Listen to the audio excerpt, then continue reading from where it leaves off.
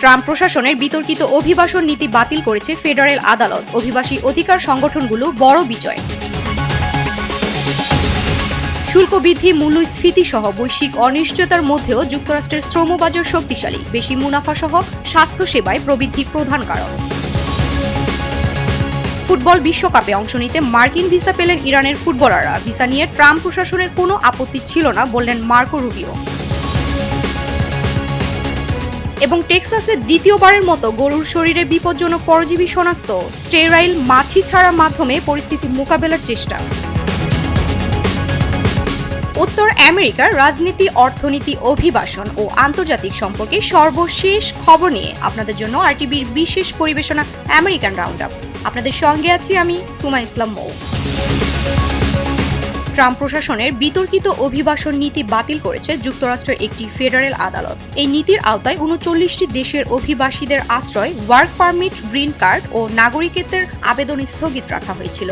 রায়ে আদালত জানায় এই সিদ্ধান্ত আইনের সঙ্গে সামঞ্জস্যপূর্ণ ছিল না। রোড আইল্যান্ডের বিচারক জন ম্যাককোলেন বলেন, এসব নীতির কারণে আফ্রিকা, এশিয়া, মধ্যপ্রাচ্য ও ল্যাতিন আমেরিকার হাজারো মানুষ দীর্ঘদিন ধরে আইনি অনিশ্চয়তায় ছিলেন। আদালতের মতে আবেদনকারীরা সব নিয়ম মেনে আবেদন করেছিলেন, কিন্তু তাদের ফাইলগুলো অযৌক্তিকভাবে আটকে রাখা হয়েছিল। এই রায়কে অভিবাসী অধিকার সংগঠনগুলো বড় ধরনের বিজয় হিসেবে দেখছে। বাণিজ্য শুল্ক বৃদ্ধি, মূল্যস্ফীতির চাপ ও বৈশ্বিক অনিশ্চয়তার মধ্যেও যুক্তরাষ্ট্রের শ্রমবাজার প্রত্যাশার চেয়ে শক্তিশালী অবস্থানে রয়েছে। মে মাসে দেশটিতে নতুন করে ১,৭২,০০০ কর্মসংস্থান সৃষ্টি হয়েছে, যা অর্থনীতিবিদদের পূর্বাভাস ছাড়িয়ে গেছে। বিশ্লেষকদের মতে কর্পোরেট প্রতিষ্ঠানের শক্তিশালী মুনাফা এবং স্বাস্থ্যসেবা খাতের সম্প্রসারণ এই প্রবৃদ্ধির প্রধান কারণ। গত এক বছরে শুধু স্বাস্থ্যসেবা খাতেই ৬ লাখের বেশি নতুন চাকরি সৃষ্টি হয়েছে। তবে ইতিবাচক চিত্রের পাশাপাশি কিছু খাতে কর্মসংস্থান কমেছে এবং নতুন চাকরি খুঁজতে এখনো অনেক মার্কিন নাগরিককে কঠিন পরিস্থিতির মুখোমুখি হতে হচ্ছে। যুক্তরাষ্ট্রে অনুষ্ঠিতব্য ফুটবল বিশ্বকাপে অংশ নিতে মার্কিন ভিসা পেয়েছেন ইরানের ফুটবলাররা। মার্কিন পররাষ্ট্রমন্ত্রী মার্কো রুবিও জানান, ইরান দলের ভিসা প্রাপ্তিতে ট্রাম্প প্রশাসনের কোনো আপত্তি ছিল না। তবে খেলোয়াড়দের আড়ালে আইআরজিসি বা কোনো বিতর্কিত গোষ্ঠীর সদস্য যেন প্রতিনিধি দলে প্রবেশ করতে না পারে সে বিষয়ে কড়া নজরদারি রাখা হয়েছে। যুক্তরাষ্ট্রের দেয়া নিষেধাজ্ঞার কারণে কিছু জটিলতা থাকায় ইরানি দল মার্কিন মুলুকে ম্যাচ খেললেও তাদের আবাসন বা ক্যাম্প হবে মেক্সিকোতে। তবে এপ্রিলের শুরুতে যুদ্ধবিরতি কার্যকর হওয়ার পর ফিফা সভাপতি জান্নি ইনফানিতো নিশ্চিত করেন যে ইরান টুর্নামেন্টে অংশ নিচ্ছে। যুক্তরাষ্ট্রের লুইজিয়ানার হামন্ড শহরের একটি গ্যাস স্টেশনে ভয়াবহ বন্দুক হামলায় এক নারীর মৃত্যু হয়েছে। পুলিশ জানিয়েছে, গুলিবর্ষণকারীরা ভুল লক্ষ্যকে টার্গেট করে একটি গাড়িতে ৭০ থেকে ৮০ রাউন্ড গুলি চালায়। হামলার সময় ৫০ বছর বয়সী প্যাট্রিসিয়া শেপার্ড গাড়ির ভেতরে বসেছিলেন এবং ঘটনাস্থলেই তার মৃত্যু হয়। পুলিশের ধারণা আসল লক্ষ্য ছিল অন্য একজন ব্যক্তি, যিনি ঘটনার আগেই ওই গাড়িতে ছিলেন। হামলার আগে সন্দেহভাজনরা একটি ফার্ম এলাকায় গাড়ি অনুসরণ করছিল। পুলিশ জানায়, অন্তত ২ থেকে ৩ জন সন্দেহভাজন জড়িত এবং তারা একটি চুরি হওয়া গাড়ি ব্যবহার করছিল। ঘটনার তদন্ত চলছে এবং অপরাধীদের গ্রেপ্তারে অভিযান অব্যাহত রয়েছে। যুক্তরাষ্ট্রের ফেডারেল ব্যুরো অব ইনভেস্টিগেশন ২০২৩ সালের বিতর্কিত রিচমন্ড মেমো তৈরির সঙ্গে যুক্ত অন্তত ৫ জন কর্মকর্তাকে চাকরিচ্যুত করেছে।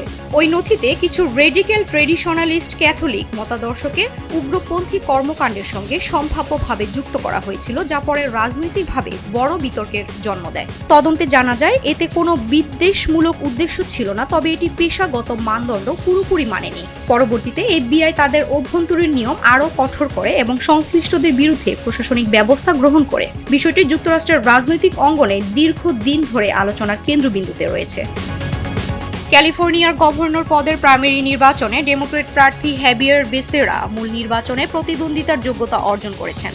৬৬% ভোট গণনা শেষে ২৬.৭% ভোট পেয়ে এগিয়ে আছেন এই সাবেক স্বাস্থ্য সচিব। তার প্রতিদ্বন্দ্বী হিসেবে ২৬.৪% ভোট নিয়ে হাড্ডাহাড্ডি লড়াই করছেন রিপাবলিকান প্রার্থী স্টিভ হিলটন। ২১% ভোট নিয়ে লড়াইয়ে আছেন ডেমোক্রেট টম স্টেয়ারও। ক্যালিফোর্নিয়ার নিয়ম অনুযায়ী শীর্ষ ২ প্রার্থী মূল নির্বাচনে মুখোমুখি হবেন। এদিকে ক্যালিফোর্নিয়ার একাধিক নির্বাচনী জালিয়াতির ঘটনার তদন্ত চলছে বলে জানিয়েছেন লস অ্যাঞ্জেলেসের শীর্ষ federal prosecutor. First assistant US attorney Bill Essayli জানান, ভোটার তালিকা পুঙ্খানুপুঙ্খভাবে নিরীক্ষা করতে তারা বিচার বিভাগের সাথে কাজ করছেন। তবে জালিয়াতির দাবির সপক্ষে এখনো কোনো সুনির্দিষ্ট প্রমাণ প্রকাশ করা হয়নি।